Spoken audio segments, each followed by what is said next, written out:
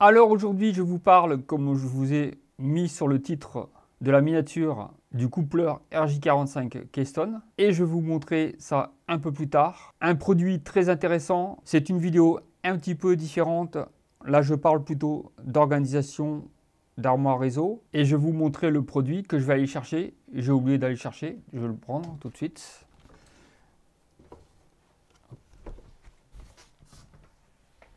Attendez, hop.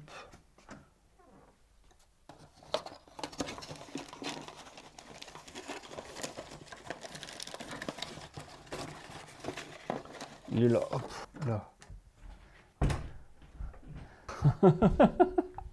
Voilà, je suis revenu. Désolé, hein, j'ai complètement oublié de prendre le produit auquel je vous parle. Donc, je vais vous montrer ce produit qui est très intéressant. Vous allez voir qu'il y a différentes particularités de ce produit. Alors, je vous montre ça tout de suite. Alors, c'est ça. Donc, c'est tout petit. Je ne sais pas si vous voyez bien le produit. Donc, un coupleur RJ45 Keystone, c'est quoi? Vous avez deux connecteurs RJ45 d'un côté et de l'autre. Et ensuite, vous avez ici la fixation. Ici, les pattes. Vous avez ici des pattes qui permettent de fixer ce coupleur en fait.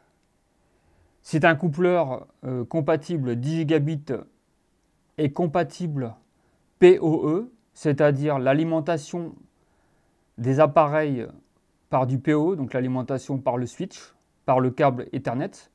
Et je vais vous montrer ça tout de suite, à quoi il sert. Et vous allez voir que c'est très pratique, surtout pour l'organisation de l'armoire réseau. A tout de suite. Nous voici devant la baie réseau avec, donc vous voyez le switch et le panneau de brassage. Et voilà, je vous montre ici donc le coupleur RJ45. Et en fait, le coupleur RJ45 Keystone permet d'être fixé dans le panneau de brassage. Vous voyez ici, vous avez des trous qui sont vides et ceux qui sont les Keystone qui sont installés. Vous voyez. Donc là, vous avez un panneau de brassage de 24 ports possibles.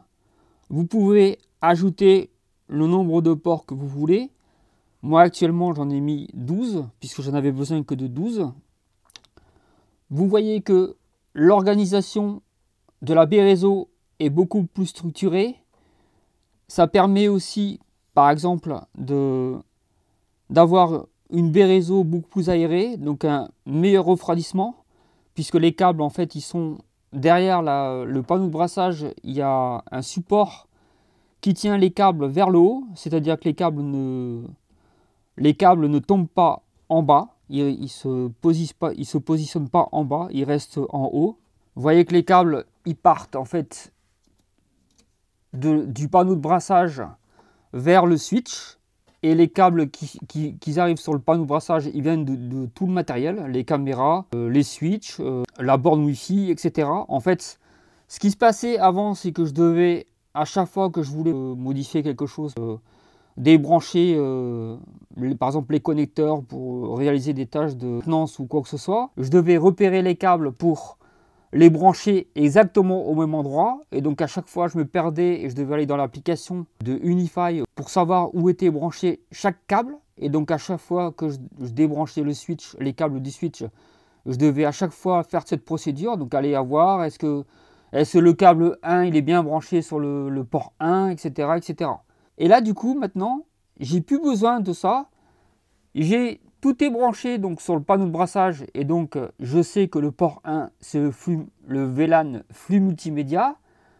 Les 4 ports suivants, je sais que c'est les caméras.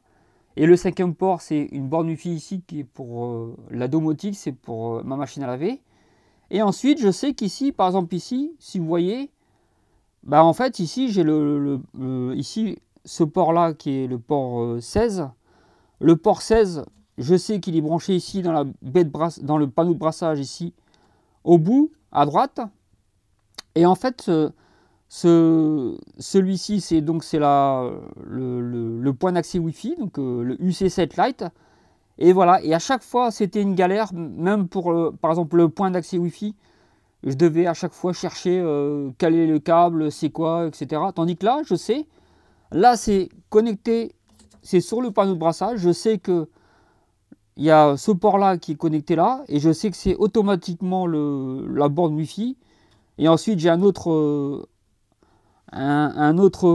connecteur sur le panneau de brassage, mais c'est l'ordinateur. Donc ce coupleur RJ45, il est au bout, vraiment au bout du panneau de brassage, je sais que c'est l'ordinateur. Et donc vous voyez que l'organisation est beaucoup plus agréable, beaucoup plus facile à repérer. On peut facilement repérer le matériel qui est connecté donc sur le panneau de brassage. Et donc si je veux par exemple enlever mon switch pour quelle que soit la raison, je peux tout à fait dire je l'enlève et les câbles ils restent en position, et c'est-à-dire le panneau de brassage il me permet d'avoir tous les connecteurs qui sont toujours au même endroit, et donc je peux l'enlever, le remettre. Alors le seul truc qui aujourd'hui reste sans coupleur Keystone, d'ailleurs c'est ce que je dois acheter prochainement, c'est le coupleur Keystone SFP+, qui permettra de relier la fibre, puisque aujourd'hui, vous voyez que le seul câble que vous voyez en bas, c'est la fibre optique, puisque pour l'instant, j'ai pas... Enfin, il y a d'autres câbles, mais ça, c'est les câbles d'alimentation. Il y a un transfo, en fait, derrière pour le switch. Et donc, le seul câble aujourd'hui qui est en bas par rapport au matériel, c'est la fibre optique qui arrive ici sur le port SFP+, donc le port 17 du switch. Et ensuite, vous avez le port 18 pour le port de l'ordinateur, c'est du SFP+, RJ45. Et voilà donc à quoi ça sert le coupleur RJ45 Keystone. Keystone, c'est ici, vous avez vous avez les petits clips ici, donc là, ici et là. Donc ça, c'est, vous mettez ça derrière. J'ai essayé de le mettre pour vous, mais je pourrais pas. Je vais pas pouvoir le mettre. Non. Je vais pas arriver à le mettre. Mais bon, il faut démonter en fait le panneau de brassage pour pouvoir mettre les coupleurs. Donc voilà. En fait, la difficulté de cette armoire-ci, c'est qu'elle n'est pas très profonde. Et en fait, c'est un gros problème, puisque les câbles que j'ai achetés, les câbles de patch Ethernet qui sont en 10 gigabits et blindés, c'est du 6A ou un truc comme ça, ou du 7 je crois. Je crois que c'est du 6A, la catégorie de câbles. En fait, c'est du blindé et c'est du rigide. Donc, ce qui fait que là, aujourd'hui, je ne peux pas fermer ma porte, parce qu'elle est... Vous voyez que les câbles sortent de la baie de brassage. Donc, je ne pourrais pas fermer ma porte. Voilà. Donc, je vous rejoins pour la conclusion. Vous avez vu, je vous ai montré à quoi sert ce coupleur RJ45 Keystone. Et peut-être quelque chose que je ne vous ai pas dit, mais les fixations qui sont ici sur le coupleur Keystone, ici, vous voyez deux petites pattes ici et ici. Ça sert à fixer sur le panneau de brassage. Vous voyez que l'organisation par rapport à la vidéo que je vous ai faite, elle est complètement différente. Une armoire beaucoup plus propre. Les câbles sont beaucoup mieux structurés. Ça permet aussi de savoir rapidement qu'est-ce qui est branché ou qu'est-ce qui n'est pas branché, puisqu'avant, j'avais un gros problème d'organisation.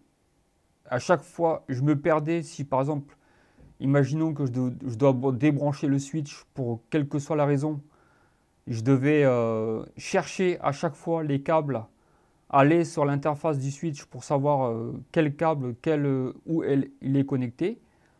Là, je n'ai pas besoin de débrancher les câbles du panneau de brassage. J'ai juste à débrancher du switch.